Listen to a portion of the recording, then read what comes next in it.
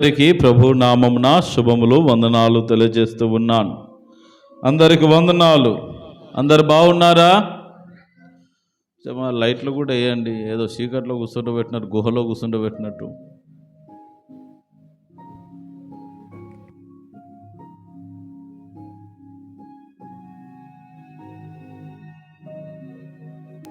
Hello, ఇది కొంచెం పెంచు. హలో హలో,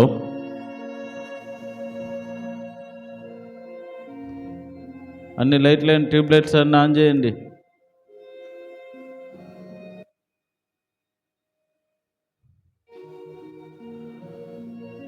వెనకాల కూడా వేయండి. అది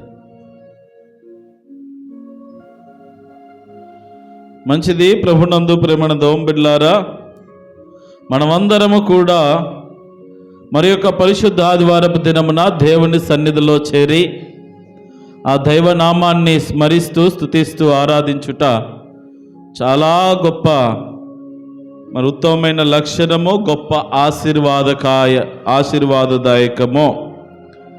మరి దేవుని మహా గొప్ప కృపను బట్టి మొన్న యవనస్తుల రిట్రీటు శుక్రవారమున మరి 2 పూటల చాలా చక్కగా జరిగించాడు దేవుడు.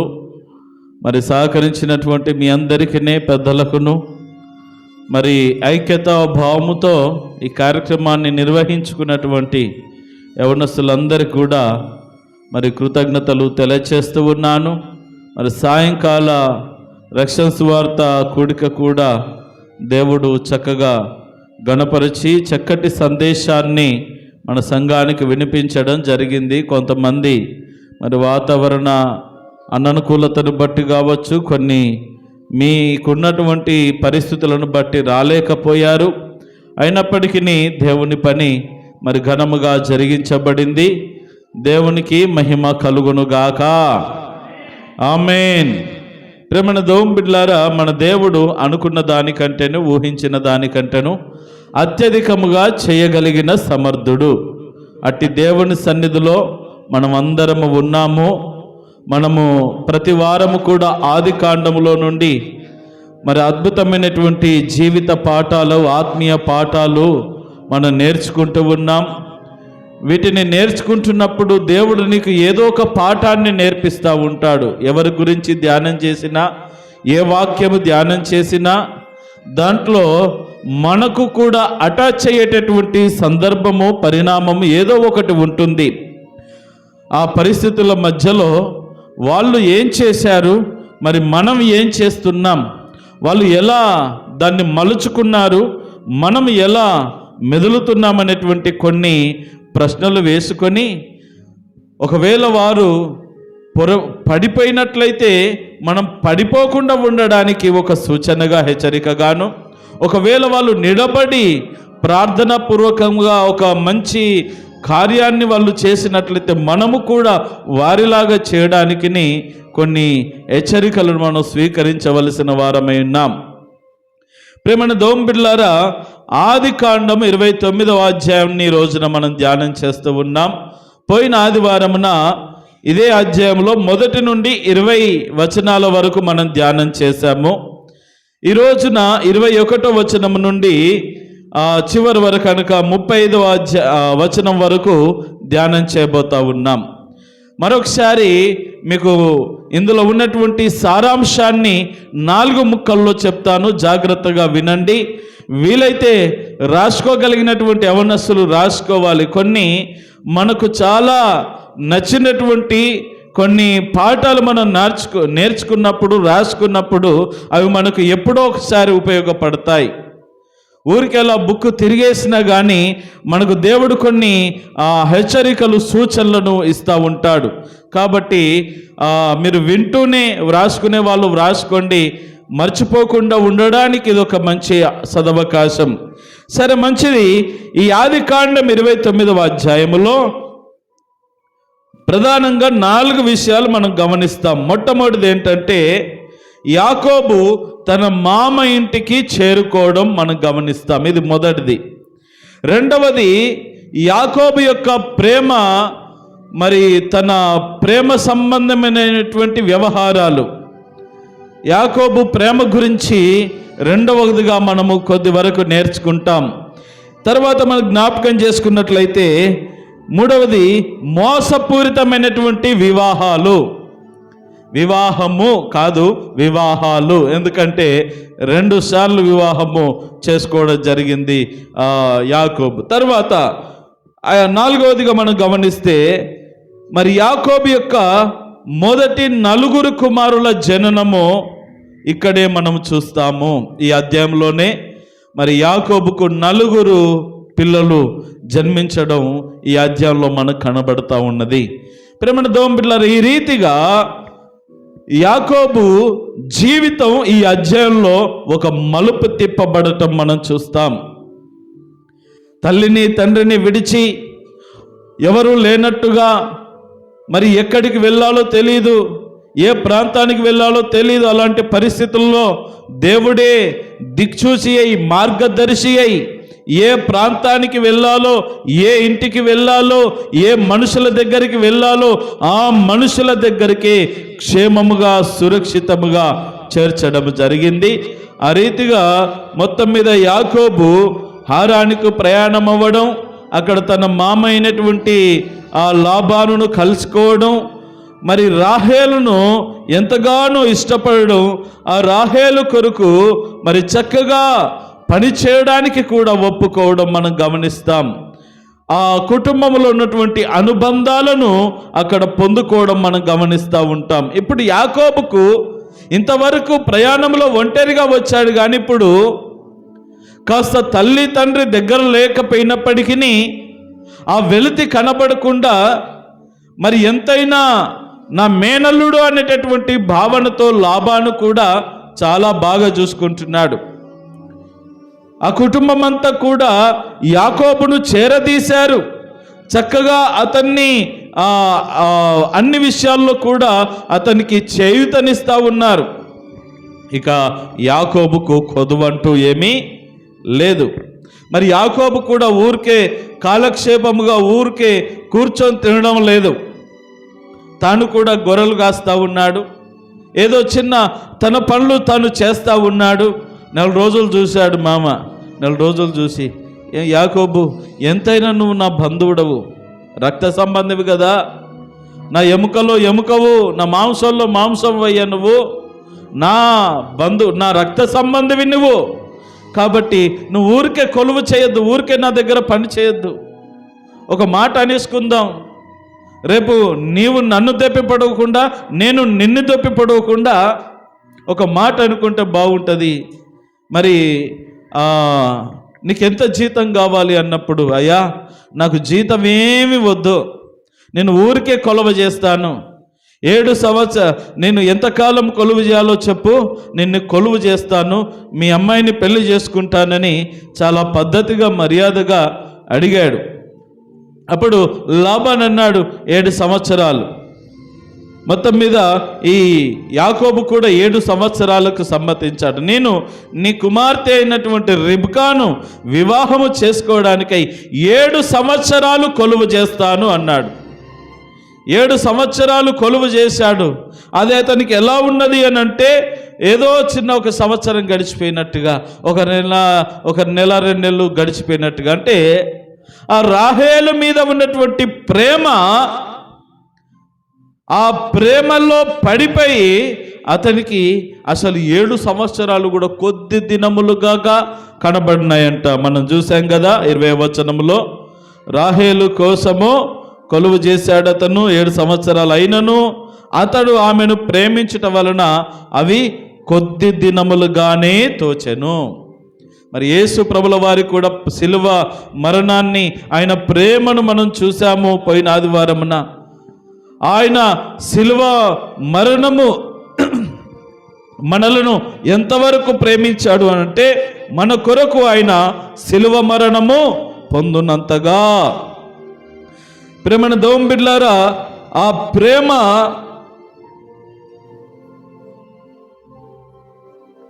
మన మీద ఉన్నటువంటి, క్రీస్తునకు మన మీద ఉన్నటువంటి ప్రేమ ద్వారా ఆయనను ఎంత చిత్రవద చేసినా, ఆయనకు బాధ అనిపించలేదు. మన మీద ఉన్నటువంటి ప్రేమలో ఆయన వాటన్నిటిని భరించగలిగాడు. ఆ రీతిగా యేసుక్రీస్తుకు యాకోబు ఒక ఛాయారూపముగా, ఒక నీడలాగా ఉన్నాడు అనేటటువంటి సాదృశ్యాన్ని కూడా నేర్చుకున్నాం. సరే, ఏదైతేనే రాహేలు కొరకు యాకోబు 7 సంవత్సరాలు పనిచేశాడు. మరి గాసం చేశాడు తన మామకు. సరే, మంచిది, 7 సంవత్సరాలు పూర్తయిపోయింది. ఇప్పుడు మరి మామ ఏం చేయాలి అన్నమాట నిలబెట్టుకోవాలి. సరే, ఇక ఆ రోజుల్లో వివాహాల గురించి మీకు తెలియజేయాలని అంటే, ఈ రోజుల్లో అందరినీ, అక్కడున్న వాళ్ళని ఇక్కడున్న వాళ్ళను అందరిని పిలుచుకొని పత్రికలు కొట్టించి అంగులు అడావిడి చేసి అంత సీన్లు లేవు ఆ రోజుల్లో. ఎవరెవరికైతే వివాహం చేయాలనుకుంటున్నారో చిన్న విందు, సాయంకాలమున చుట్టుపక్కల ఉన్నటువంటి బంధువర్గాన్ని పిలుచుకొని ఇంత విందు పెట్టేసి వాళ్ళిద్దరిని లోపలికి దూషిస్తే అదే వివాహం. ఆ రోజుల్లో జరిగేటటువంటి వివాహ పద్ధతులు అవి ఒక్కొక్క మెట్టుగా డెవలప్ అవుతూ ఈ రోజున హంగులు, అడావిడి, గీజేల వరకు వెళ్ళిపోయింది, కొట్టుకొని జావనికే. ఈ రీతిగా ప్రేమన దోంబిడ్లారా జ్ఞాపకం చేసుకుందాం. ఈ యాకోబునకు వివాహం చేయడానికి లాబాను సంసిద్ధంగా ఉన్నాడు. మరి ఏం చేశాడు అని మనం జ్ఞాపకం చేసుకున్నట్లయితే, ఈ 21వ వచనం నుండి 26 వరకు యాకోబుకు తన మామయ్య అయినటువంటి లాబాను మోసం చేయడం కనబడుతూ ఉంటుంది. ప్రేమణ దోంబిడ్లారా జ్ఞాపకం చేసుకుందాం, ఎంతగా మోసం చేశాడంటే చూడండి ఒకసారి 21వ వచనం నుండి చదవండి, 2 వచనాలు. తరువాత యాకోబు నా దినములు సంపూర్ణమైనవి కనుక, నా దినములు సంపూర్ణమైనవి అంటే నేను చేయవలసిన పని నీకు మాట ఇచ్చిన ప్రకారం 7 సంవత్సరాలు కొలువు చేస్తానన్నాను, చేశాను, అయిపోయింది. నేను నా భార్య యొద్దకు పోవునట్లు ఆమెను నాకిమ్మని లాబాను అడగగా, లాబాను ఆ స్థలంలోనున్న మనుషులందరినీ పోగు చేసి విందు చేయించాడు. రాత్రివేళ తన కుమార్తె అయిన లేయాను అతని యొద్దకు తీసుకొని పోగా యాకోబు ఆమెను కూడాను. జాగ్రత్తగా వినండి ప్రేమడ దోంబిడ్లారా. ఇందాక నేను చెప్పినటువంటి పద్ధతి ప్రకారం వివాహం చేసేసాడు. సాయంకాలమున ఊర్లో ఉన్నటువంటి పెద్దలను, బంధువర్గాన్ని అందరినీ పిలుచుకున్నాడు, పెళ్లి చేసేసాడు. ఇక సాయంత్రము గదిలోనికి 2 భార్యాభర్తలను దోసేశాడు. జ్ఞాపకం చేసుకుందాం, మరి యాకోబుకు తెలీదంటారా మరి ఆమె లేయా అని అంటే, జ్ఞాపకం చేసుకున్నట్లయితే ఆ రోజుల్లో కరెంటు లేదు. కరెంటు ఉందా? ఆ రోజుల్లో కరెంటు లేదు. చిన్న పాకల్లో జీవించేటటువంటి వాళ్ళు. మరి స్వరమైన గుర్తుపెట్టింటాడా, గుర్తుపట్టకుండా ఉంటాడా అని అంటే ఏమో తెలీదు. ఒకవేళ గుర్తుపడితే ఇంతవరకు ఎందుకు వస్తుంది అంటారు.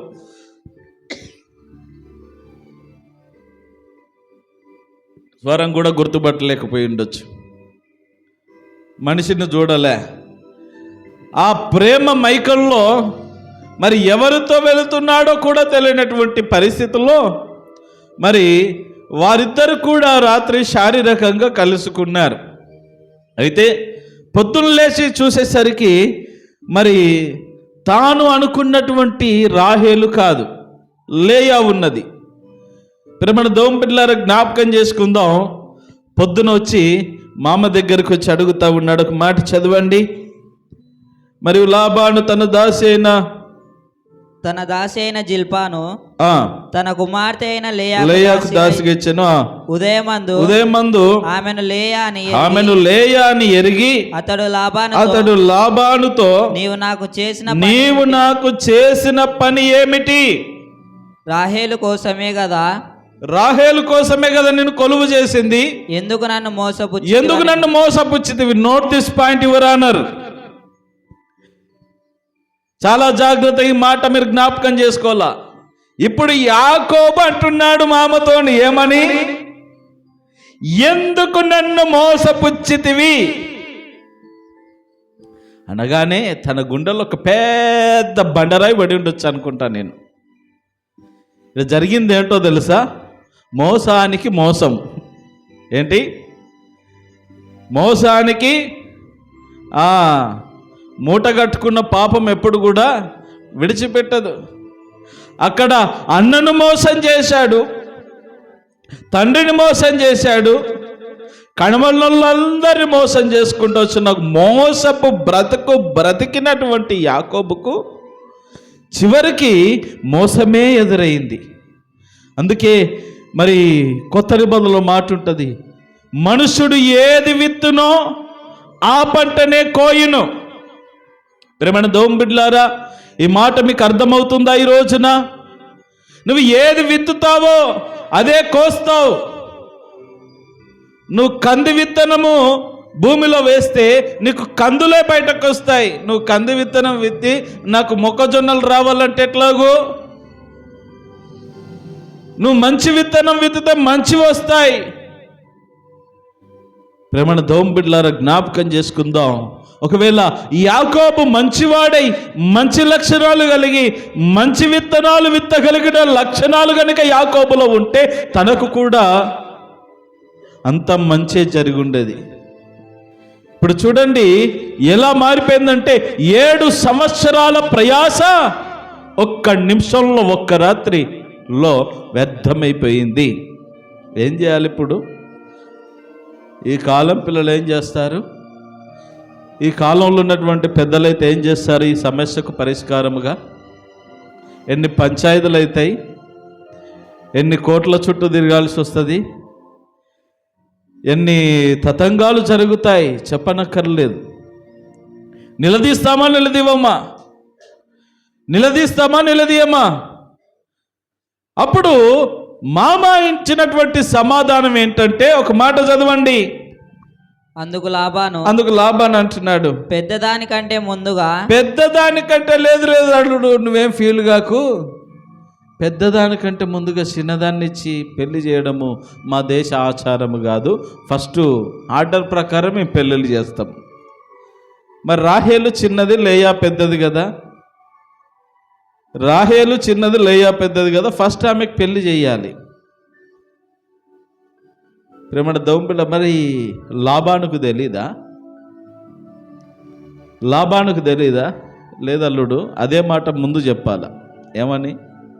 లేదల్లుడు మా ఆచారం ఇది, మా పద్ధతులు ఇవి. నువ్వు ఇక ఈ ప్రాంతాన్ని కొత్తగా వచ్చావు కదా. వాస్తవంగా ఎంత కొత్తగా వచ్చినా కానీ ఇప్పుడు యాకోబు దరిదాపుగా 7 సంవత్సరాల ప్రాంతంలో జీవించాడండి. 6 నెలలు అయితేనే వాడు అన్నట్టుగా అన్నీ కాస్త అక్కడ ఉన్నటువంటి పరిస్థితులు అన్నీ తెలిసిపోతాయి. మరి యాకోబుకు తెలీదా? మరి లాబానుకు తెలుసు. సరే, యాకోబుకు తెలియదు అనుకుంటాం, ఇంకా అన్ని విషయాలు తెలీదు. మరి లాబానుకు తెలుసు కదా. లేదల్లుడు, నువ్వు నా చిన్న కుమార్తెను ప్రేమించిన మాట వాస్తవం కొరకు ప్రయాసపడ్డావు, కానీ 1 నెల రోజు 2 నెలలాగు, ఫస్ట్ ఈ అమ్మాయికి పెళ్లి చేసి పంపించేసి తర్వాత నీకు చేస్తానులని తన మాట నిలబెట్టుకుని ఉంటే ఎంత బాగుండు. ప్రేమన దౌం బిడ్లారా, మరి అలా కూడా జరగవచ్చు, కానీ జరగలేదు. దేవుడు యాకోబుకు ఒక క్రొత్త పాఠాలు నేర్పిస్తూ ఉన్నాడు, జీవిత విలువ నేర్పిస్తూ ఉన్నాడు. మనం ఏది చేస్తామో అదే కోస్తామో అని ఆత్మీయ సత్యాలను తనకు నేర్పిస్తూ ఉన్నాడు. మోసం చేసి ఎంతకాలం హ్యాపీగా బ్రతుకుదాం అనుకుంటావా? ఇప్పుడు యాకోబు గుండె బద్దలైపోయింది, కానీ గుర్తొచ్చింటుంది, నేను కూడా నా తండ్రిని ఇలాగే మోసం చేశాను కదా, నేను కూడా నా అన్నని ఇలాగే మోసం చేశాను కదా, చాలామందిని చాలా పరిస్థితుల్లో ఇలాగే మోసపూరితమైన బ్రతికాను కదా. మరి ఇప్పుడు ఏంటి దీనికి సొల్యూషన్? నేను చిన్నమ్మాయిని ఇవ్వమంటే నువ్వు పెద్ద అమ్మాయిని ఇచ్చావు, పెళ్లి చేసేసావు, చేతులు దులుపుకున్నావు. మరి అమ్మాయి అంటే నాకు ఇష్టం లేదు. మరి ఏంటి? ప్రేమణ దోంబిడ్లారా, ఈ రోజున ఇక్కడ కూడా ఒక మాట మనం నేర్చుకోవాలి. మీరు ఇంకా ఈ చరిత్ర ఇలాగే చదువుకుంటూ వెళ్తే ఇప్పటికీ మరి ఇప్పుడు సరే తప్పో ఒప్పో పెళ్ళి అయిపోయింది, ఒక అమ్మాయితో పెళ్ళి అయిపోయిన తర్వాత చక్కగా కాపురం చేసుకుంటూ అమ్మాయిని బాగా చూసుకోవాల్సిన బాధ్యత ఉన్నది. ఇప్పటికీ యాకోబు మనసు నిండా రాహేలే ఉన్నది. మరలా మరి యాకోబును నాకు ఇవ్వాలంటే ఇప్పుడు ఏం చేయాలంటే, ఇస్తాను ఒక నెల రోజులు, కానీ నెల రోజులు అయిపోయిన తర్వాత ఈ సంబరాలు ఈ ఆచార వ్యవహారాలన్నీ అయిపోయినాక అప్పుడు నేను నీకు రాహేల్నిచ్చి పెళ్లి చేస్తాను, కానీ నువ్వు మరలా నా కొరకు 7 సంవత్సరాలు కొలువు చేయాలి. రాహేలు కొరకే, లేయా కొరకు కాదు, రాహేలు కొరకే. ప్రేమణ దోంబిడ్లారా, అదే మాట చెప్తా ఉంటాడు. ఒకసారి చదవండి. ఈమె యొక్క వారము సంపూర్ణం సంపూర్ణము చేయుము. నీవిక 7 సంవత్సరాలు నాకు కొలువు చేసిన ఎడల అందుకై ఆమెను కూడా నీకు ఇస్తానని చెప్పగా యాకోబు అలాగు చేసి ఆమె వారము సంపూర్తి అయిన తరువాత అతడు తన కుమార్తె అయిన రాహేలును అతనికి భార్యగా ఇచ్చెను. ఇప్పుడు మనకర్థమే భాషలో చెప్పాలంటే ఇద్దరు పిల్లల ముద్దుల మొగుడైపోయాడు యాకోబు. లేయా ఆల్రెడీ భార్యగా అయిపోయింది. వారం రోజుల తర్వాత మరి ఆచార ప్రకారం భార్య భర్తల్ని బయటకు కదలనివ్వరు, బయటకు వెళ్ళనివ్వరు, ఇల్లు దాటనివ్వరు అన్నమాట, ఇంట్లోనే ఉండాలి. అది అయిపోయిన తర్వాత వాళ్ళు బయటకు వస్తారు. అప్పుడు యాకోబుకు మరలా రాహేలునిచ్చి వివాహం చేశాడు. ఇప్పుడు రాహేలుతో యాకోబు వివాహమైంది, కానీ ఇప్పుడు షరత్ ఏంటంటే మరలా 7 సంవత్సరాలు కొలువు చేయాలి. సచ్చింది గొర్రె. అయినా తనకి ఎంత ప్రేమ ఉన్నదంటే అయినా సరే అంటున్నాడు, కానీ రాహేలును మాత్రం వదలట్లేదు. ప్రేమణ దోంబిడ్లారా, ఏదైతేనేమి ఇక్కడ యాకోబుకి ఎంత గొప్ప మోసం ఎదురైందంటే అది తను జీర్ణించుకోలేనటువంటి విధముగా యాకోబుకు గొప్ప మోసం ఎదురైంది. మోసానికి మోసం, అటు యాకోబు మోసం, ఇటు లాబాను మోసం, ఇద్దరికి సరితూగినాయి పరిస్థితులు. ప్రేమణ దోంబిడ్లారా, ఇప్పుడు యాకోబు మరల 7 సంవత్సరాలు కొలువు చేయవలసినటువంటి పరిస్థితి. చూడండి, దరిదాపుగా ఈ 7 సంవత్సరాల తర్వాత మరల 7 సంవత్సరాలు కొలువు చేస్తాడు. దాని కథ వేరే ఉన్నది. ఈ 2 కొలువులు దేని కొరకయ్యా అంటే పెండ్లి కొరకు. ఆ రీతిగా యాకోబు మోసపోయినటువంటి సందర్భాన్ని రోజున మనం చూస్తున్నాం. అయ్యో పాపం మనకి ఇక్కడ అనిపించవచ్చు, కానీ తగిన శాస్తే జరిగింది అనుకోవలసిందే. మనం కూడా అనుకుంటాం కదా, బాగైందిలే, నీకు కావలసిందే, అట్లా నీకు కరెక్ట్గా సరిపోయిందిలే. వాళ్ళేం మంచోళ్ళా, ఆమె మంచిదా, వాడేం మంచోడా, వాళ్ళలాగా ఉన్నారు, వాళ్ళకి అదే జరిగింది, దేవుడు చూస్తున్నాడు, దేవుడు ఉన్నాడు అని అంటాం. ఇప్పుడు యాకోబు జీవితం కూడా అలాగే మారిపోయింది. ఒక అనేకులకు గుణపాఠము చెప్పే విధముగా దేవుడు మార్చి పెట్టేశాడు. ఈ రోజున జ్ఞాపకం చేసుకుందాం ప్రేమణ దోంబిడ్లారా. మొత్తం మీద యాకోబుకు మరి 2వ కుమార్తెను కూడా వివాహం ఇచ్చి చేసేశాడు. మరి ఇక్కడ ఇంకో పాయింట్ మనం విషయాన్ని గమనించాలి. ఏంటంటే ఇప్పుడు యాకోబు రాహేలును వివాహం చేసుకున్న తర్వాత లేయాను పక్కన పెట్టేశాడు. సరే, ఇద్దరిని సమానంగా చూసుకుంటున్నాడు అంటే చూసుకోవడం లేదు. మరి లేయా కాస్త జబ్బు కల్లది, కాస్త వ్యాధిగ్రస్తురాలని, లేకపోతే వికారముగా ఉన్నదనో, మొత్తం మీద లేయాను అసలు కనీసము తన భార్యగా కూడా తన మనసులో ఎంచుకోలేకపోతున్నాడు యాకోబు. అంటే ఇప్పుడు పెద్ద కుమార్తె గొంతు కోసినట్టే కదా లాబాను. ఇష్టం లేని పెళ్ళి,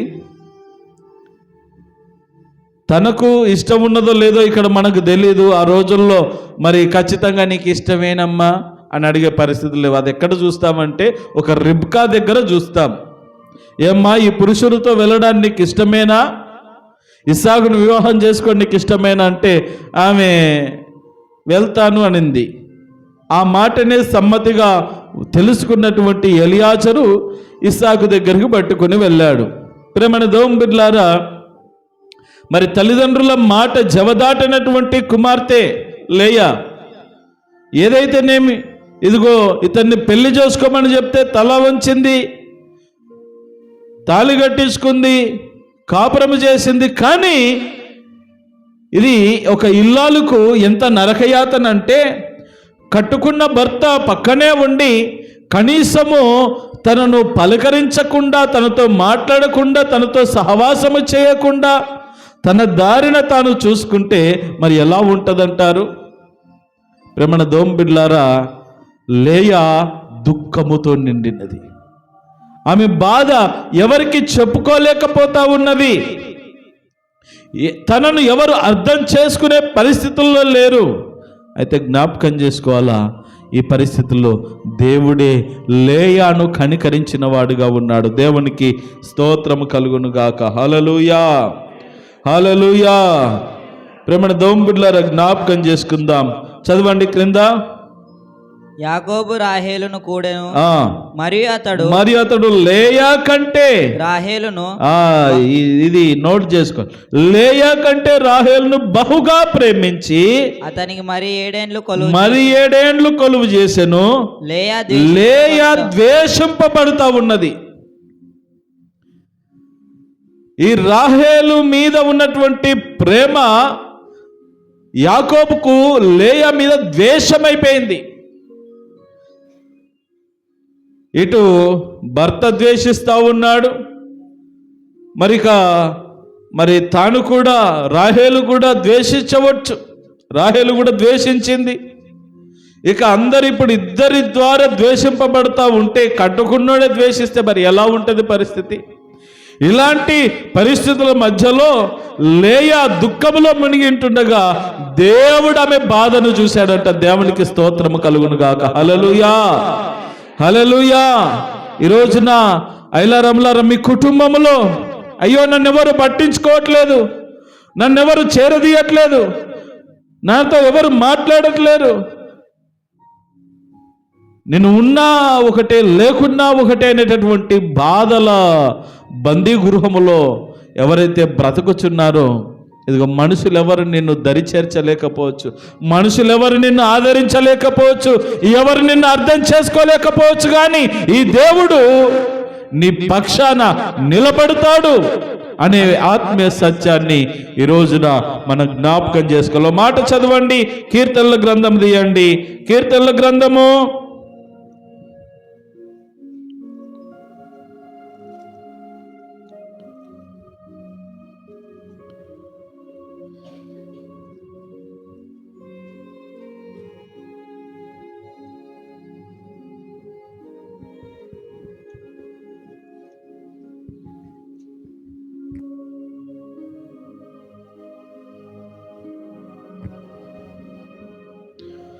146:7 చదవండి. 146:7. బాధపరచబడు వారికి ఆయన న్యాయము తీర్చును. ఆకలి కొనిన వారికి ఆయన ఆహారం దయచేను. జాగ్రత్త. మన దేవుడు బాధల్లో ఉన్న వారిని చూచి విడిచిపెట్టేవాడు కాదు. కొంతమంది మనకు బాధలు చెప్పుకుంటూ ఉంటారు. నాకు ఇంత కష్టం వచ్చిందకా, నాకు ఇంత బాధ ఉన్నది, ఏం చేయాలో అర్థం కావట్లేదు, నాకు బ్రతకాలని లేదు అని చాలాసార్లు కొంతమంది మనకు చాలా అనుకూలముగా చనువుగా ఉండేటటువంటి వారు ఏం చేస్తారంటే బాధలు చెప్పుకుంటూ ఉంటారు. వాళ్ళ బాధను చూస్తే మనకు కూడా బాధేస్తుంది, కానీ వాళ్ళకున్న సమస్యలు మన కుటుంబంలో మన జీవితంలో కూడా ఉండుంటాయి. వింటాం, అయ్యో ఏం కాదులే, అలా ఏం జరగదులే, అలా ఏం జరగదులే, ఇలా ఏం జరగదులే అని కాస్త ధైర్యం చెప్పగలము, కానీ ఎవరు తీరుస్తారండి బాధలు? ఎవరు వారికి న్యాయం చేకూరుస్తారు? ఎవరు వారి స్థితిగతులను మారుస్తారు? అయితే ఈ దేవుడు వారి హృదయ ఘోష వినేవాడు, వారి దుఃఖమును, వారి కన్నీటిని చూచేవాడు. దానిని బట్టి ఆయన ప్రత్యుపకారము చేయువాడు అన్న. అలాగే ఎవ్వరు కూడా తనను ఓదార్చే వాళ్ళు లేరు, ఎవ్వరు కూడా తనను ధైర్యపరిచే వాళ్ళు లేరు, అర్థం చేసుకునే వాళ్ళు లేరు. భర్త ఉన్నప్పటికీ ఆ పక్కన ఉన్నటువంటి వారితో సూటిపోటి మాటలు తట్టుకోలేక దేవుని మందిరములో మొరపెట్టి, అయ్యా నీవే నన్ను కాపాడాలి నాయనా, నీవే నన్ను దర్శించాలి నాయనా, నీవే నాకు దిక్కు నాయనా అని మొరపెట్టుకుంటే దేవుని మహా గొప్ప కృపను బట్టి సంవత్సరం లోపున చక్కటి కుమారుడు బాలుడైనటువంటి సమూయేలును గర్భఫలముగా అనుగ్రహించాడు. ఏ మనుషుడు చూశాడండి? ఎవరు? ఏ ఇరుగు పొరుగు వారు చూసి సహాయం చేశారా? ఈరోజు జ్ఞాపకం చేసుకుందాం. నువ్వు దేవుని మీద ఆధారపడగలిగినట్లయితే, దేవుని యందు పరిపూర్ణమైన విశ్వాసం నీలో ఉన్నట్లయితే, ప్రేమణ దేవుని బిడ్డలారా, ఈ దేవుడు ఎప్పుడు కూడా నీ చెయ్యి విడువని వాడిగా ఉంటాడు. నీ చెయ్యి పట్టుకొని నిన్ను ఆదరించి నీ దుఃఖాన్ని నాట్యముగా, నీ కన్నిటిని నాట్యముగా మరి సంతోష ఆనంద భాష్మాలుగా మార్చగలిగినటువంటి దేవుడు. ఇక్కడ లేయా బాధపడతా ఉన్నది, లేయా ద్వేషింపబడతా ఉన్నది. చదవండి మాట. లేయా ద్వేషించబడుట ఎవరు చూశారంట? యెహోవా చూచి ఆమె గర్భము తెరిచెను. ప్రేమణ దోంబిడ్లారా, ఈమెను చూసి ఇప్పుడు యాకోబు కట్టుకున్నాడు, బాధ పెడుతున్నాడు. సొంత చెల్లెలు బాధ పెడతా ఉన్నది. ఇంకా ఎవరెవరు ఉన్నారు? ఇంకా కుటుంబంలో దాసదాసులు, పెద్ద సంతానం అండి, పెద్ద కుటుంబం అది. ఒకరు కలిసి అయిపోతే అందరు కలిసి అయిపోతారు. ఒకరికి కొంచెం కక్కు వచ్చిందంటే అందరు కక్కేస్తారు, ఇక అలాగే మాట్లాడతారు. ఒకరు పట్టించుకోకపోతే అందరూ పట్టించుకోకుండా ఉంటారు. ఇప్పుడు లేయా పరిస్థితి చాలా ద్వేషపూరితముగా మారిపోయింది. అందరు ద్వేషిస్తూ ఉన్నారు. కానీ దేవుడు ఒక్కడే ఆమెను కనికరిస్తూ ఉన్నాడు, ప్రేమిస్తూ ఉన్నాడు, ఆమె పట్ల జాలి కలిగి ఉన్నాడు. ప్రేమణ దోంబిడ్లారు, ఎంత గొప్ప దేవుడు మన దేవుడు. ఈ రోజున నీవు కూడా లేయా స్థానంలో ఒకవేళ ఉన్నావేమో, లేయా వలె బాధపడుతూ నిట్టూర్పులు విరుస్తూ ఉన్నావేమో, నీ దేవుడు నిన్ను చూస్తున్నాడు. ఆయన నీకు సహాయం చేస్తాడు. ఆయన పాదాలను పట్టుకో, ఆయన సన్నిధిలో మోకరించి ప్రార్థన చేయి. ఆ దేవుడు నీకు సహాయం చేస్తాడు. నా దేవుడు అంత గొప్ప దేవుడని మీకు మనవి చేస్తా ఉన్నాను. సరే, ఇప్పుడు ఎవ్వరు లేరు తోడు. దేవుని యొక్క ఆలోచన వైఖరి చూడండి. ఆమె గర్భము తెరిచాడంటే ఇప్పుడు పుట్టినటువంటి బిడ్డలను చూసుకొని ఏ తల్లి అయినా కానీ ఎవరు అవసరం లేదు. తల్లికి బిడ్డలు కళ్ళ ముందు ఉన్నప్పుడు వాడు భర్త పట్టించుకున్నా సరే పట్టించుకోపో, ఇక నీ సావు నువ్వు సావుపో, వీడొక్కడు చాలు నా కడుపుకి, నా ప్రాణానికి ఈ అమ్మాయి చాలు, ఈ అబ్బాయి చాలు, వీళ్ళని చూసుకుంటూ బ్రతుకుతా, నా కాళ్ళ మీద నేను నిలబడతానటువంటి ఒక ధైర్యం వస్తుంది తల్లికి. ఇప్పుడు లేయాకు అలాంటి ధైర్యాన్ని దేవుడు ప్రసాదించాడు. ఆమె గర్భము తెరిచాడు. ఆమె గర్భము ఎవరిది? రాహేలు గర్భం మూసేశాడు. రాహేలు గర్భం మూసేశాడా? ఇంతవరకు ఇవి నేర్పించావు కదా నువ్వు, ఇంతవరకు నీ అక్క బాధపడింది, కనీసం ఆయన మనిషిగా కూడా చూడలేవు. ఇప్పుడు నువ్వు తిప్పలు పడు, నువ్వు బాధపడు, చూద్దాం. ప్రేమణ దోంబిడ్లారా, ఎప్పుడు కూడా ఎదుటి వ్యక్తి యొక్క నాశనాన్ని ఎవ్వరు కోరుకోకండి దయచేసి. వీళ్ళకి ఇలా జరగాలి, వానికి అలా జరగాలి, ఈమెకి ఇలా జరగాలని ఎప్పుడు కోరుకోకండి. అది రివర్స్ అయ్యి నీ మీదకి వచ్చే ప్రమాదం ఉన్నది, జాగ్రత్త. ఎదుటివారు మేలు మాత్రమే కోరండి తప్ప కీడు కోరుకోవద్దు. వాళ్ళను దీవించండి తప్ప శపించవద్దు. ఆ స్థితిగా మీరు బ్రతకడం నేర్చుకుంటే మీ జీవితం బంగారుమయమే. దేవునికి స్తోత్రము కలుగును గాక. హల్లెలూయా. ఆ రీతిగా లేయా మరి చాలా సంతోషం, ఇక ఆమె ప్రెగ్నెంట్ అని తెలిసి చాలా సంతోషిస్తుంది. ఇప్పుడు ఇక నెలలు జరిగిపోతూ ఉన్నాయి, సంవత్సరాలు గడిచిపోతూ ఉన్నాయి. ఈమె పిల్లగంట ఉన్నది, ఈమెకు పిల్లలు లేరు.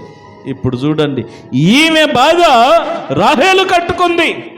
ఇప్పుడు ఆమె ఏడవడం ప్రారంభించబడుతూ ఉన్నది, ఆమె దుఃఖపోయడం ప్రారంభించబడుతూ ఉన్నది. అంతకుముందు నా భర్త నన్నే ప్రేమిస్తాడు, నా భర్త నా దగ్గరికే వస్తాడు, నువ్వు వేస్ట్, నువ్వు పనికిరావు అన్నట్టుగా మాట్లాడినటువంటి తాను ఇప్పుడు తను దుఃఖములో మునిగి తేలుతా ఉన్నది. ఈమె సంతోష సాగరములో మునిగి తేలుతా ఉన్నది. ప్రేమణ దేవుని బిడ్డలారా, మన దేవుడు ఉన్నది లేనట్టుగాను, లేనిది ఉన్నట్టుగాను చేయగలిగిన సమర్థుడు. యెహోవాకు అసాధ్యమైనది ఏదైనా ఉన్నదా? మూయబడిన గర్భాలను తెరవగలిగిన వాడు. విర్రవీగుచు ఇక నాకు తెలియదంటూ ఏమి లేదు, నాకు చేతగందంటూ ఏమి లేదని విర్రవీగుతున్నటువంటి ఆ గర్భాన్ని మూసేసి పక్కన పెట్టేశాడు, వెయిటింగ్ లిస్ట్లో పెట్టేశాడు. ఇప్పుడు ఆమె బాధపడుతూ ఉన్నది, ఈమె సంతోషంగా ఉన్నది. తర్వాత మీరు గమనిస్తే ఈ క్రింద మరి 4 కుమారులు మరి ఆమెకు పుట్టడం మనం చూస్తాం. అయితే జ్ఞాపకం చేసి ఒకసారి చదవండి ఫాస్ట్గా 32 నుండి.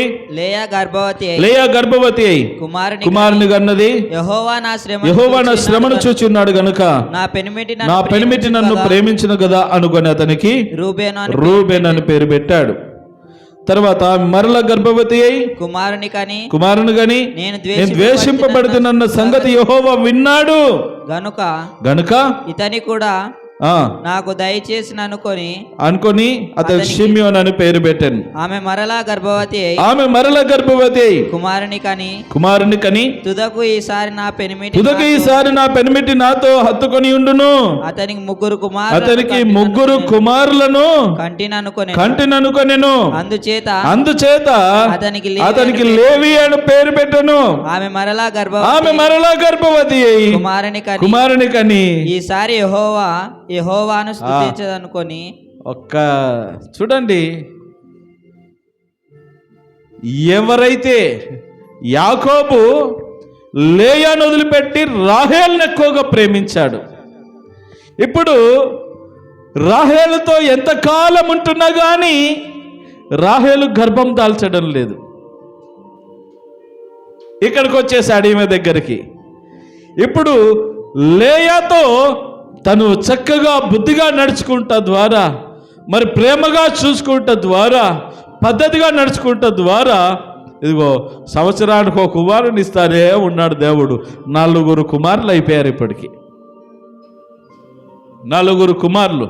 ఇప్పుడు చూడండి, ఒకప్పుడు రాహేలు మీదకి షిఫ్ట్ అయిన ప్రేమ ఇప్పుడు లేయా మీదకి షిఫ్ట్ అయింది.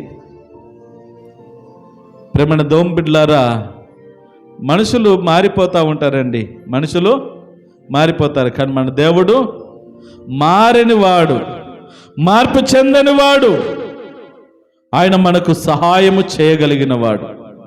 దేవుని ప్రేమలో మార్పు ఉండదు, ఆయన వ్యక్తిత్వంలో మార్పు ఉండదు, ఆయన శక్తిలో మార్పు ఉండదు. దేవుని యొక్క ఉద్దేశం ఎప్పుడు కూడా, ఆయన తలంపులు కూడా ఆయన మార్చుకోడు, అవి స్థిరముగా ఉంటాయి. యాకోబు పని ఎలా ఉన్నదంటే, అక్కడ పని జరిగితే అక్కడ పోతున్నాడు, ఇక్కడ పని జరిగితే ఇక్కడ పోతున్నాడు తప్ప, ఈ రాహేలేమో బాధపడుతూ ఉన్నది. ఆమె తత్వం ఏంటంటే, అన్ని బాగుంటే ఎగిరెగిరి పడుతుంది, ఏం లేకపోతే ఏడ్చుకుంటూ కూర్చుంటుంది. ఈ లేయా సంతోషములో ఒకేలాగా బ్రతుకుతూ ఉన్నది, బాధలో కూడా ఒకేలాగా బ్రతుకుతూ ఉన్నది. ఈ రోజున మనము లేయాను గురించిన పాఠాన్ని నేర్చుకోవద్దులపై ఉన్నాం. ప్రేమణ దేవుని బిడ్డలారా, సరే మొత్తం మీద లేయాకు 4 పిల్లలు పుట్టారు.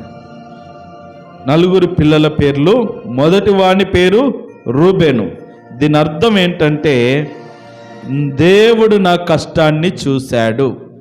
దీని అర్థం ఏంటంటే, ఇదిగో ఒక కుమారుడు లేదా దేవుడు నా కష్టాన్ని చూశాడని అర్థం.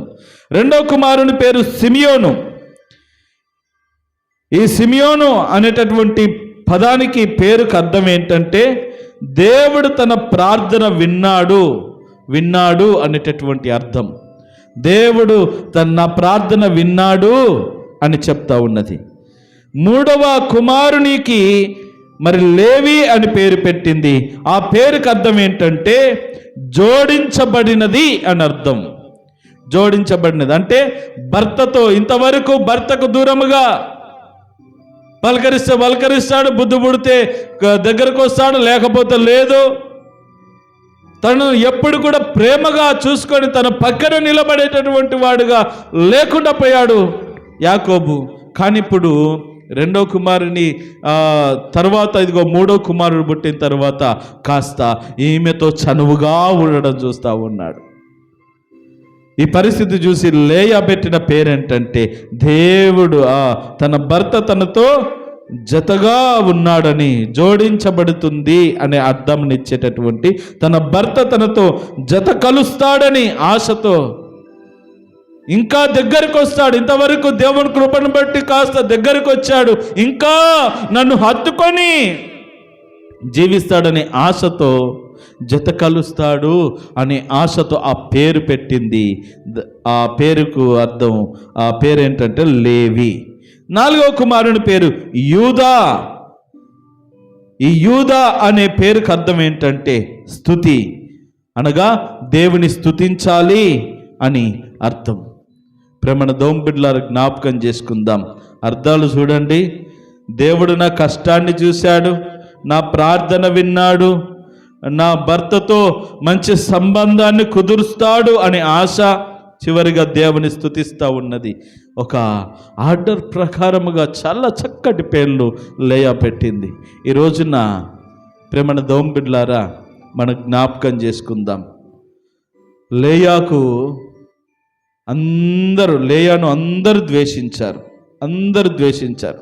తనను ఎవ్వరు ప్రేమగా చూసుకోలే. కట్టుకున్నాడు ప్రేమ చూసుకోలే, తోడబుట్టింది ప్రేమగా చూసుకోలేదు. కానీ ఈ దేవుడు విడిచిపెట్టాడా? ఈ దేవుడు మర్చిపోయాడా? ప్రేమన దోంబిడ్లారా, తల్లిదండ్రుల ప్రేమ తెలీదు, భర్త ప్రేమ తెలీదు, తోడబుట్టిన వాళ్ళ ప్రేమ తెలీదు.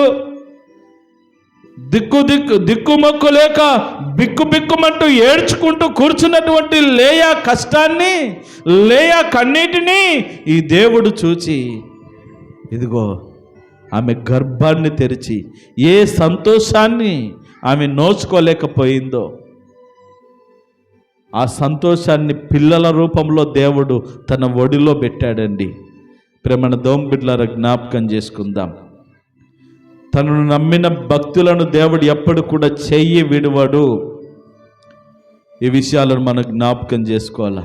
ఇందులో ప్రాముఖ్యంగా 3 ఆత్మీయ సత్యాలు మనం నేర్చుకోవాలి. మొదటిది ఏమిటి అనంటే, నువ్వు ఏది విత్తుతావో అదే కోస్తావు. యాకోబు ఏ మోసపూరితమైన జీవితాన్ని జీవించాడో ఇక్కడ తన మామ కూడా అదే మోసాన్ని చూపించి అతన్ని మోసపరిచాడు. రెండవదిగా, మరి సరే తప్పో ఒప్పో పెళ్లి జరిగిపోయింది, కట్టుకున్న భార్యను దగ్గరికి తీసుకోవాలి, తనను చక్కగా చూసుకోవలసినటువంటి భర్త అయినటువంటి యాకోబు ఎప్పుడైతే ఇదిగో రాహేలుని వివాహం చేసుకున్నాడో 10 రోజుల తర్వాత రాహేలుతోనే ఉంటూ ఉన్నాడు. కానీ మరి లేయాను కనీసం మనిషిగా తన భార్యగా చూసుకోలేకపోతున్నాడు. ప్రేమణ దోంబిడ్లారు, ఎవ్వరు లేని ఒంటరి పక్షిగా మిగిలిపోయిన లేయాకి రోజున దేవుడు తోడై ఉన్నాడు. ఎవరు తోడు లేరు, నాకెవరున్నారు అనుకున్నటువంటి లేయాకు దేవుడు గర్భఫలం ఇచ్చాడు. రూబేన్నిచ్చాడు, షిమియోన్నిచ్చాడు, లేవినిచ్చాడు, యూదానిచ్చాడు. వారితో సంతోషంగా బ్రతుకుతా ఉన్నది. ప్రతి కుమారుడు పుట్టినప్పుడు ఒక్కొక్క ఆశ దేవుడు తనలో రగిలిస్తూ ఉన్నాడు. చివరికి దేవుని స్తుతిస్తూ ఆరాధించే స్థాయికి వచ్చింది లేయా. ఇప్పుడు రాహేలు ఏం చేస్తుందో తెలుసా? రాహేలు పరిస్థితి ఏంటంటే, మూడవది ఏంటంటే రాహేలు గురించి మనం నేర్చుకోవాలి. రాహేలు ఏం చేస్తుందంటే అన్నీ ఉన్నప్పుడు అంత సౌఖ్యంగా ఉన్నప్పుడు ఎగిరెగిరి పడింది. అక్కను అక్కగా చూడలేదు, తన ఇష్టం వచ్చినట్టుగా వ్యవహరించింది. వీళ్ళిద్దరు కలిసి టార్చర్ చేసేవాళ్ళు. ఇప్పుడు తన పరిస్థితి తన దగ్గర మరి బాగోలేనందున, తనకు పిల్లలు కలగట్లేనందున భర్త తన దగ్గరికి వెళ్ళిపోతా ఉంటే ఏడ్చుకుంటూ మరి బాధపడుకుంటా కూర్చుంటా ఉన్నది. అంటే సుఖములో ఒక రీతిగా స్పందిస్తుంది, కష్టములో ఒక రీతిగా స్పందిస్తుంది. ఈ కష్టం వస్తే నా అన్ని కష్టాలు ఎవరికి రావట్లేదు నాయనా, ఎందుకు నాయనా ఈ కష్టాలు అన్నట్టుగా బాధపడుతుంది. సుఖంగా ఉన్నప్పుడేమో ఎవరే నువ్వు, నా భర్తను కొంగును ముడేసుకుందాం అనుకుంటావా? మరి ఆమెకు భర్తగాడా? ప్రేమను దోమ బిడ్డలకు జ్ఞాపకం చేసుకుందాం. ఒక మోసం ఇద్దరు కూతుర్ల మధ్య చిచ్చు పెట్టింది, రెండు కాపురాల మధ్య చిచ్చు పెట్టింది. ఆ పరిస్థితిని అంతా తారుమారు చేసింది. లాబాను మోసం చేశాడు, దానికి ముందు యాకోబు కూడా మోసం చేశాడు. కాబట్టి మనం ఏది విత్తుతామో అదే కోస్తామని గుర్తుపెట్టుకోండి. మనము చెడును విత్తితే చెడే కోస్తాం.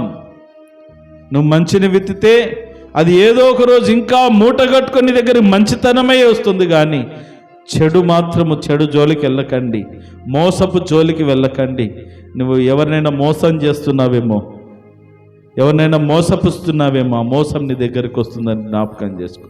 రెండవది, ఇదిగో లేయా కష్టాన్ని చూస్తూ ఉన్నాడు దేవుడు. ఎవ్వరు ఆమెను పట్టించుకోవట్లేదు, కానీ నా దేవుడు పట్టించుకుంటున్నాడు.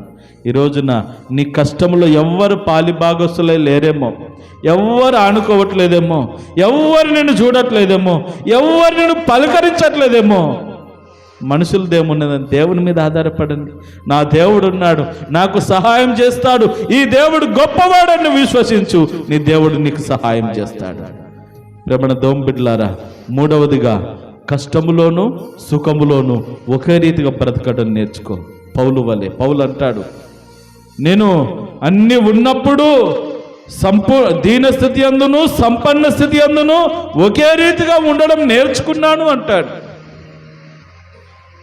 అన్ని భర్త తన దగ్గర ఉన్నప్పుడు ఇట్లా కాలు మీద కాలేసుకున్నటువంటి రాహేలు ఇప్పుడు భర్త తన దగ్గర వెళ్ళిపోయిన తర్వాత అయ్యో ప్రభువా నాకు ఎంత కష్టం వచ్చిందని ఏడుస్తా కూర్చుంటా ఉన్నది. ప్రేమణ దోంబిడ్లారా, నటన జీవితం మనలో ఉండకూడదు. పరిస్థితులను బట్టి మారే జీవితం మనకు ఉండకూడదు.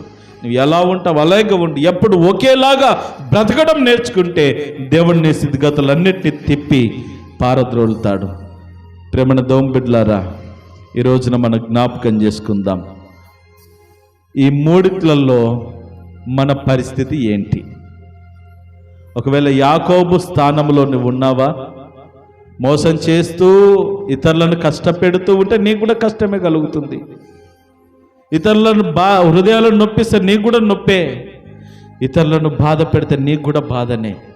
ఏం చేస్తున్నావో అదే నీకు తిరిగి వస్తుంది. రెండవది, లేయా స్థితిలో నువ్వు ఉన్నావా? నన్ను ఎవ్వరు జ్ఞాపకం చేసుకు, ఎవ్వరు నన్ను పట్టించుకు, నా చుట్టూ అందరూ ఉన్నారు కానీ ఎవ్వరూ చేరదీయట్లేదు. లేయా చుట్టూ లేరా? భర్త ఉన్నాడు, చెల్లెలు ఉన్నది, తండ్రి ఉన్నది, తల్లి ఉన్నది, మరి పని మనుషులు ఉన్నారు, అందరు ఉన్నారు. కానీ ఒంటరితనంతో బాధపడుతూ ఉన్నది. తన బాధను ఎవ్వరు చూడలేదు కానీ దేవుడు చూశాడు. ఒకవేళ లేయా స్థానంలో ఉంటే దేవుని మీద ఆధారపడు, దేవునికి సహాయం చేస్తాడు. మూడవదిగా రాహేలు ఏం చేస్తుందంటే అన్ని సమృద్ధిగా ఉన్నప్పుడు నా భర్త నాకు దొరికాడిక, ఇదే మోసం చేసింది అని అనుకున్నదేమో. ఏదో మభ్యపెట్టి మా నాన్నను అడిగి మొత్తం మీద తానే పెళ్లి చేసుకోవాలనుకున్న భర్తను కొంగున ముడేసుకుందాం అనుకున్నదేమో. కానీ ఇదిగో నా భర్త నా దగ్గరకు వచ్చాడని సంబరముతో విర్రవీగిపోయి ఇష్టానుసారంగా బ్రతికి ఇష్టానుసారంగా మాట్లాడి ఒక తన సహోదరిని కన్నీటికి కారణమైంది రాహేలు. ఇప్పుడు ఏమైపోతుందంటే ఇప్పుడు తన్ను కన్నీరు విరిచే స్థితికి వస్తూ ఉన్నది. ప్రేమణ దోంబిడ్లారా, మరి మనం ఎలా ఉన్నాం ఒక్కసారి పరిశీలన చేసుకొని మన జీవితాలు ప్రభు సమర్పించుకుందాం. తలలు వంచండి, కళ్ళు మూసుకోండి. ప్రతి ఒక్కరు కూడా తలలు వంచండి, కళ్ళు మూసుకోండి. అయ్యలారా, అమ్మలారా, ఎంతమంది యాకోబులు ఇక్కడ ఉన్నారు, ఎంతమంది లేయాలు ఇక్కడ ఉన్నారు. ఎంతమంది రాహేళ్ళు ఇక్కడ ఉన్నారో ఒకసారి మీ జీవితాలను పరిశీలన చేసుకోండి. యాకోబులాగా అందరిని మోసం చేస్తూ బ్రతుకుతున్నావా? విచ్చలవిడిగా జీవిస్తున్నావా? ఇతరులను మోసం చేసి నీకు మాత్రం బాగు జరగాలని కోరుకుంటే ఎలాగూ? మోసానికి మోసమే ఎదురవుతుంది. నువ్వు ఒకరిని మోసం చేస్తే నీకు కూడా మోసమే ఎదురవుతుందని తెలీదా నీకు? ఇంకా తెలుసుకోలేకపోతున్నావా? ప్రేమణ దోంబిడ్లారా, ఎంతకాలం మోసం బ్రతుకుతారు. ఎవరు చూడట్లేదులేండి. మా తల్లి చూడట్లేదు, మా తండ్రి చూడట్లేదు, మా అన్న చూడట్లేదు, మా అక్క చూడట్లేదు. నా దారి నాది, నా ప్రయత్నాలు నావి, నా ఇష్టానుసారం నేను, నా బ్రతుకు నాది, నా విచ్చలవిడిగా నేను జీవిస్తానని ఇష్టానుసారంగా బ్రతుకుతున్నటువంటి యవనస్తులు కావచ్చు, పిల్లలు, పెద్దలు, భార్యలు, భర్తలు, ఎవరు ఏ స్థానంలో ఉన్నవారైనా సరే, ఒకవేళ నువ్వు ఇతరులను మోసం చేస్తే నీవు కూడా మోసపోతావు. ఏదో ఒక రోజున మోసానికి మోసమే ఎదురవుతుంది. ఇతరులను కష్టపెడితే నువ్వు కూడా కష్టపెట్టబడతావు. ఇతరులను ఏడ్పిస్తే నీవు కూడా ఏదో ఒక రోజున ఏడ్పు పాలవుతావు. జీవితాన్ని సరి చేసుకో. యాకోబు మోసగాడు, అందరిని మోసం చేస్తూ వచ్చాడు. కానీ రోజున తనకే గొప్ప మోసం ఎదురైంది. కోలుకోలేని దెబ్బ తగిలింది యాకోబుకు. ఆ స్థితిలో ఉండబాకండమ్మా. లేయా, పేరుకు జబ్బు కల్లది కావచ్చు, వ్యాధి ఉండొచ్చు, అందం చందం లేకపోవచ్చు, కానీ మంచి గుణం ఉండదండి. మంచి భక్తి చేస్తుందండి, దేవుని మీద ఆధారపడుతుందండి. తన కష్టాన్ని ఎవరు చూడట్లేదు, తనని ఎవరు మెచ్చట్లేదు, తన రూపును ఎవరు ఆస్వాదించడం లేదు, తనని ఎవరు ఇష్టపడటం లేదు. కానీ ఇదిగో దేవుడు తనను పట్టుకున్నాడు, ఆమెను స్థిరపరిచాడు, గణపరిచాడు, బలపరిచాడు. అయ్యో నాకు ఎవ్వరు లేరు అని బాధపడుతున్నటువంటి లేయాకు గర్భము తెరిచి కుమారులనిచ్చాడు. 4 కుమారులను ప్రసాదించాడు. ఇక ఇప్పుడు లేయాకు ఏమవసరం చెప్పండి? భర్తతోనే ఏమవసరం, చెల్లెలతో ఏమవసరం, ఎవరితో ఏమవసరం? ఈరోజు నీ సంతోషం కొరికిచ్చిన నీ పిల్లల్ని నువ్వు ఎలా పెంచుతున్నావు? జ్ఞాపకం చేసుకోండి. చివరిగా రాహేలు గర్వముతో విరవీగిపోయింది. ఒక రోజు నీ రోజున ఏడుస్తూ బాధపడుతూ కూర్చుంటా ఉన్నది. అన్నీ సమృద్ధిగా ఉన్నప్పుడు ఒకలాగా ఉంటుంది, ఏమీ లేనప్పుడు ఒకలాగా మారిపోతుంది. నువ్వు అలా ఉన్నావా? దేవుని ప్రజల లక్షణం ఏంటంటే కష్టములో, నష్టములో, సుఖములో ఒకేలాగా బ్రతకడం నేర్చుకోవాలి. అన్ని ఉన్నప్పుడు దేవుని స్తుతించాలి, యోబులాగా. ఏమి లేనప్పుడు దేవుని స్తుతించాలి. కష్టం కలిగిన దేవుని స్తుతించాలి, మేలు కలిగిన దేవుని స్తుతించాలి. ఒకసారి నీ స్థితిగతులను సరి చేసుకొని నువ్వు ఏ స్థితిలో ఉన్నావో ఒప్పుకొని విడిచిపెట్టి పద్ధతులు సరి చేసుకొని దేవునికి అప్పగించుకో. వాక్యము చేత నీ జీవితాన్ని కట్టుకో. అప్పుడు నీ జీవితం స్థిరపరచబడుతుంది. పాస్టమ్మ గారు వాక్య పరిచయ కొరకు ప్రార్థనలు నడిపిస్తారు. తదనంతరం కానుక సమర్పణ చేద్దాం. స్తోత్రం. పరిశుద్ధుడైన దేవా, గొప్ప దేవుడా, మహోన్నతుడైన తండ్రి, కృపగల రాజ్యానికి వందనాలు, స్తుతులు, స్తోత్రాలు చెల్లిస్తూ ఉంటున్నాను. పరిశుద్ధుడానికి వందనాలు అయా. గత గడిచిన దినములన్నీ కాచి కాపాడి సంరక్షించి అయ్యా తండ్రి, మరి గడిచిన దినములలో ఇరుకులు, ఇబ్బందులు, శోధనలు ఎన్ని ఎదురైనప్పటికీ అయ్యా తండ్రి, అనారోగ్య స్థితిలో ఉన్నప్పటికీ ప్రభా రక్షించి కాపాడి సంరక్షించి ధైర్యపరిచి మా జీవితంలో మరొక నూతన దినమును మాకు అనుగ్రహించారు. అందుకనికి స్తోత్రాలు. ఈ దినములని సన్నిధిలో గడిపే భాగ్యమును మాకు ఇచ్చిన దేవాన్ని స్తోత్రాలు చెల్లిస్తూ ఉంటున్నాను. అయ్యా పాటల ద్వారా నేను మహింపరిచినాము దేవాన్ని స్తోత్రాలు. అయ్యా తండ్రి, ఇంతవరకు వాక్యం ద్వారా మీరు మాతో మాట్లాడారు. అందుకనికి స్తోత్రాలు అయ్యా. అయ్యా తండ్రి, అవునయ్యా అని స్తోత్రాలు. ఇతరులకు హాని కలగ చేయాలని చూస్తే తండ్రి, అది ఏనాటికైనా ప్రభువా మరలా తండ్రి తనకే తగులుతుందని ప్రభా నీ వాక్యం ద్వారా తండ్రి నేర్చుకున్నారు ప్రభా నీ స్తోత్రాలు. అయ్యా తండ్రి ఆ ప్రభు ఇతరులకు మేలు చేసేవారుగా ఉండుటకు మీరు సహాయమును దయచేయండి. అయ్యా తండ్రి ఎవరు నిందించినప్పటికీ హేళన చేసినప్పటికీ ప్రభువ మనుషుల వైపు కాదు, కొండల వైపు కాదు తండ్రి చూడము తండ్రి, కేవలము నీ వైపు చూస్తూ ఉంటే తండ్రి మీరు సహాయము చేసే దేవుడవు తండ్రి. నీ స్తోత్రాలు. నిన్ను నమ్మి తండ్రి ప్రభువ నీ మీద ఆధారపడి బ్రతుకుతూ ఉంటే తండ్రి సమస్తమును సమకూర్చే దేవుడవయ్యా. నీ స్తోత్రాలు. ఎందరు వెలివేసినా తండ్రి, ఎందరు దూరము కొట్టినా కానీ ప్రభువ మీరు చేరదీసి తండ్రి వెన్నుతట్టి నడిపించే దేవుడవయ్యా. నీకే స్తోత్రాలు తండ్రి. అయా వాక్యానుసరమైన జీవితమును కలిగి నడుచుకునే కృపను దయచేయండి. ఎవరిలోనూ తండ్రి విషపూరితమైన తండ్రి మోసపూరితము కానీ తండ్రి వేటియు లేకుండా తండ్రి ప్రతి ఒక్కరూ ప్రేమ కలిగి అయ్యా తండ్రి ఇతరుల ఒకరి పట్ల ఒకరు తండ్రి మంచి చేసుకునేలాగా ఉండటకు సహాయమును దయచేయండి దేవా. నీ స్తోత్రాలు. ఏది విత్తుతారో అదే కోయబడతారన్న తండ్రి అయ్యా మంచి విత్తి మంచి కోయినట్లుగా మీరు సహాయమును దయచేయండి తండ్రి. నీ స్తోత్రాలు. గడిచిన దినములో ఏ విధముగా జీవించినా కానీ ఇకనైనా మారు మనస్సు కలిగి నీ వాక్యము చేత పట్టుకొని వాక్యము హృదయములో నాటబడినట్లుగా తండ్రి వాక్యానుసరమైన జీవితమును కలిగి ఈ తిరముని నడిచినట్లుగా మీరు సహాయమును దయచేయండి. కుటుంబాలను దీవించండి, ఆశీర్వదించండి. వచ్చిన ప్రతి ఒక్క బిడ్డను దీవించమని యేసు పరిశుద్ధ నామమున ప్రార్థించి వేడుకొని అడుగుచున్నాము తండ్రి. ఆమేన్.